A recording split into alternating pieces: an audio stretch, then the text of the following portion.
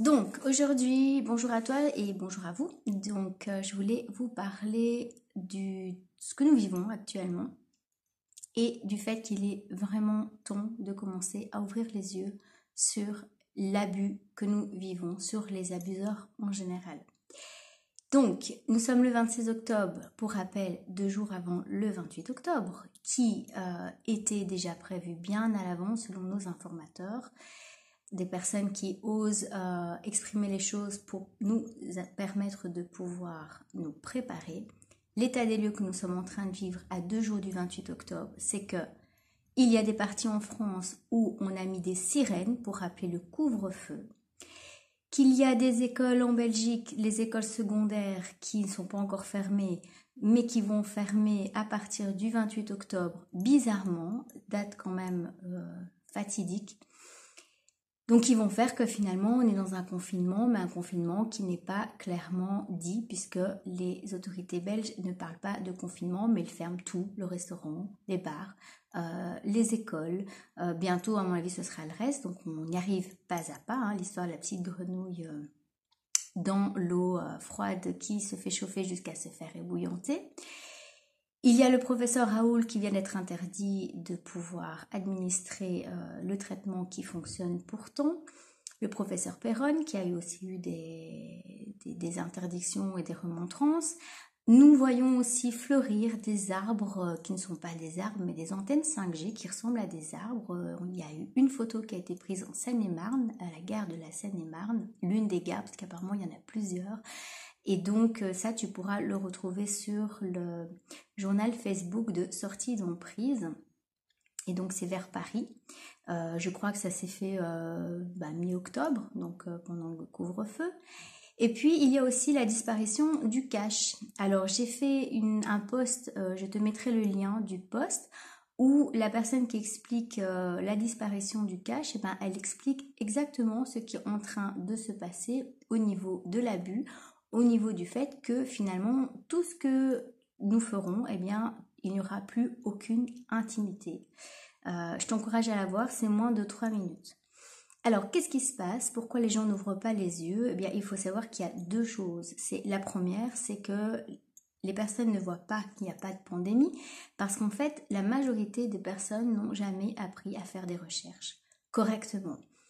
C'est-à-dire que si on va regarder sur les sites officiels, on voit bien dans les chiffres qu'il y a même quasiment pas beaucoup plus de morts que d'habitude et qu'il y a même des années où il y a des personnes où il y a eu un taux de mortalité mortalité toute confondue plus haut que l'année 2019 et les personnes ne savent pas aller vérifier sur les sites officiels, ne savent pas interpréter les chiffres. Pourquoi? Parce qu'ils écoutent la première personne qui parle, c'est-à-dire les médias.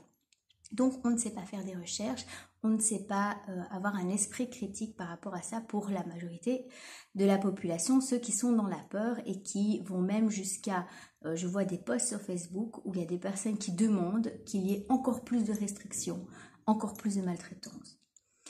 La deuxième chose, pourquoi les personnes ne voient pas ce qui se passe, c'est que l'humain, on a une tendance extraordinaire à rester dans le déni, et ça c'est pour tous les humains. Quoi qu'il soit, il y a des périodes dans la vie où pour se protéger, c'est un mécanisme finalement de protection qu'on a lorsqu'on est enfant et puis qu'on continue adulte pour certaines choses, qui fait que face à une impuissance d'action, pour éviter aussi les conflits, on va ne pas voir ce qui est visible. Et donc on est dans le déni. Alors pour ça j'ai fait une constellation hier que tu pourras voir, je vais le mettre dans la description, qui est une constellation philosophique et systémique et qui a comme thème se reconnecter à notre souveraineté, et je t'encourage vraiment à regarder cette constellation parce qu'elle va t'exprimer et t'expliquer par des archétypes ce qui se passe à l'intérieur de toi et ce qui se passe donc au niveau extérieur, au niveau de cette crise mondiale. Je te mettrai aussi en lien une vidéo sur la solution pour sortir, et donc c'est à solution ensemble. Oui, j'invente des mots aussi puisque l'État est fort pour ça. On peut aussi inventer des mots pour faire comprendre un autre concept que ce qu'on vit actuellement. Et tu verras que les deux sont vraiment liés. Alors, quand on accepte que la manipulation est prévisible, parce que le problème aussi dans la manipulation, c'est que si on accepte de la voir, eh bien, ça va impulser en nous le fait qu'il y a des choses à mettre en place, donc l'affirmation de soi. Et donc, on rentre dans sa toute-puissance. Et donc, lorsqu'on est dans le déni, l'avantage caché, c'est que finalement, on ne doit pas se mettre en action et qu'on subit, on n'est pas dans l'agir. Par contre, quand on comprend que le fait d'accepter qu'il y a de la manipulation en face, c'est aussi accepter de voir la manipulation qu'il y a à l'intérieur de nous, qui sont liés à des mécanismes de survie, eh bien, on va aller chercher pourquoi les choses mises en place sont là. C'est-à-dire qu'on va aller comprendre la stratégie du manipulateur et on va chercher à trouver quels sont ses plans pour pouvoir prendre notre puissance. Donc ça demande un travail intellectuel puisqu'on va aller vers rechercher des voies de sortie. Oui, et donc si je suis dans le déni, je ne vais pas faire cet effort d'aller chercher des voies de sortie. Ça nous ramène vraiment face à nous-mêmes lorsqu'il y a des manipulations parce que finalement, c'est la personne qui est en souffrance qui se rend compte qu'elle a le pouvoir de changer les choses au lieu d'accuser l'extérieur. Alors, ce qui est très positif dans ce que nous sommes en train de vivre, malgré cette négativité, c'est que de toute manière, on arrive à un paradoxe au niveau de la maltraitance qui, pour moi, est organisée. Je t'ai déjà parlé de l'intergouvernementalisation. Il y a des personnes qui m'ont quand même dit sur mes posts, oui, il faudrait quand même être vraiment dans le déni pour ne pas s'apercevoir que ce qui est fait dans un pays est fait dans un autre pays. Donc, ils ne sont pas capables de s'entendre, ils ne sont pas capables de s'entendre sur certaines choses, mais par contre, pour d'autres choses comme le vaccin, comme la disparition du cash, comme la 5G, là, bizarrement, la majorité des pays utilisent les mêmes stratégies. Donc, si on ne veut pas voir ça, que c'est organisé, de nouveau, je te mettrai dans le lien l'article que j'ai écrit sur le complot. Qu'est-ce que c'est un complot? Et que le fait qu'on accepte de voir qu'il y a des complots, alors je ne parle pas de la théorie du complot, je parle des complots qui sont liés au jeu de pouvoir, à l'abus de pouvoir, et qui sont des choses qui sont une stratégie organisée. Si on n'arrive pas à comprendre qu'il y a une stratégie organisée derrière, forcément on va toujours rester dans ce fameux triangle de Cartman, la victime, et on va être toujours dans cette maltraitance. Après, il y a un moment donné où ça devient un choix délibéré, comme les personnes qui restent dans les sectes, il y en a qui savent et qui n'ont pas envie de sortir parce qu'elles ont peur de perdre. Donc, le travail, je dirais, pour sortir de cette emprise gouvernementale, il est vraiment à l'intérieur de nous. Et donc, ce que je disais, que ce qui est positif en fait, c'est que finalement, comme on arrive à un paradoxe de la maltraitance, il devient mondial. On ne peut plus se cacher derrière nous, finalement, on a notre petit confort, et s'il y a les petits Africains ou les petits Chinois qui travaillent comme des esclaves pour que nous, on ait notre smartphone, on ne veut pas les voir.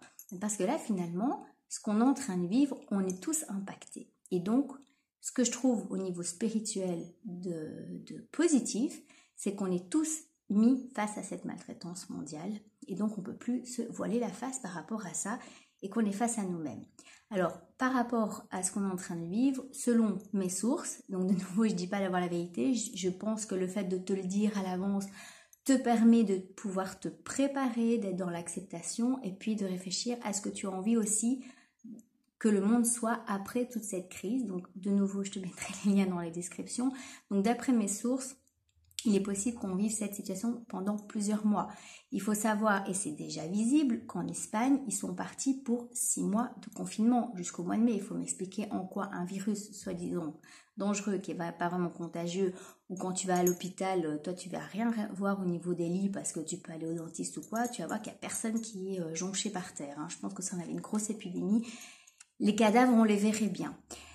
Voilà, mais il faut que les personnes soient conscientes de ça. On est en train de préparer des questions rhétoriques pour permettre aux personnes de faire des liens. Mais voilà, en attendant, pendant ces longs mois où on sera confiné ou dans une restriction, parce que pour moi c'est la même chose, tu vas pouvoir être face à toi-même et mettre en place des choses pour sortir de cette emprise. Il faudra longtemps, donc autant travailler sur nous-mêmes.